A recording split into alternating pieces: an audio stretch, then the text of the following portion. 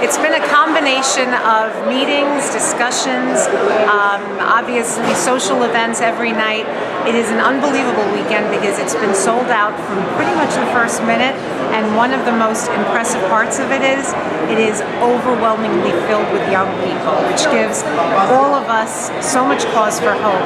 All weekend, AGBU has been stressing the concept of inspiring and empowering global Armenians. Armenians who don't just think in terms of themselves, their little communities, but rather in terms of the global Armenian nation. And that is really the combination of our Republic of Armenia, of the diaspora, and of our church.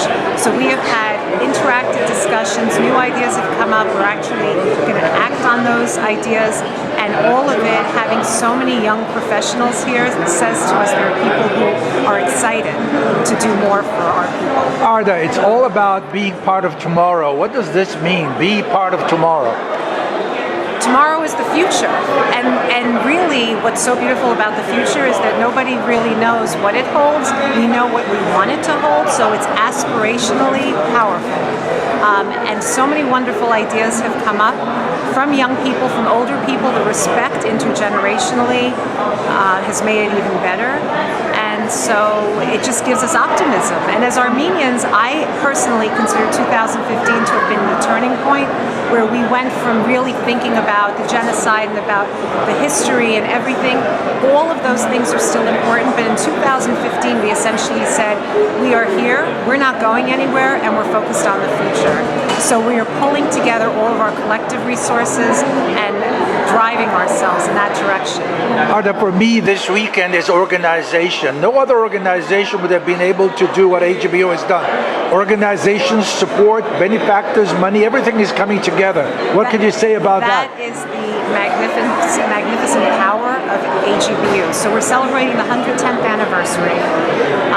And the wonderful thing about this organization is that it has constantly evolved to meet the realities, the current events that are necessary. The leadership of this organization, starting with Paul Slupak, through to Alex Manukyan, Louise Simone, and now there's Satrakian, attracts a following that enables us to do good things. And so the organization is obviously critical to doing good things for the future of the global Armenian nation.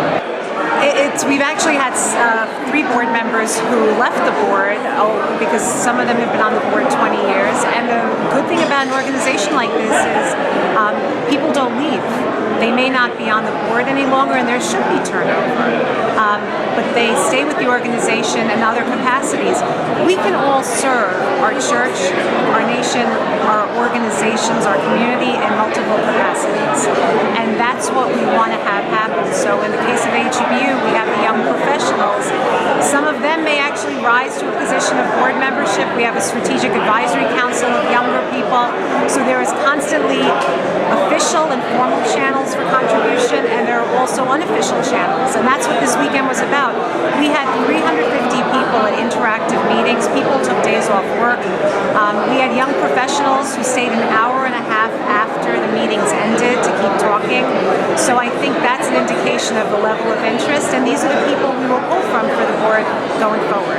AGBU tell us to be part of tomorrow. We hear about believe, about love, about faith. What does Arda say about tomorrow AGBU? Oh, Arda says optimism. I say optimism, and I think we need good organizations like AGBU. We need good individuals who just contribute their individual talents. So it's really just about being optimistic.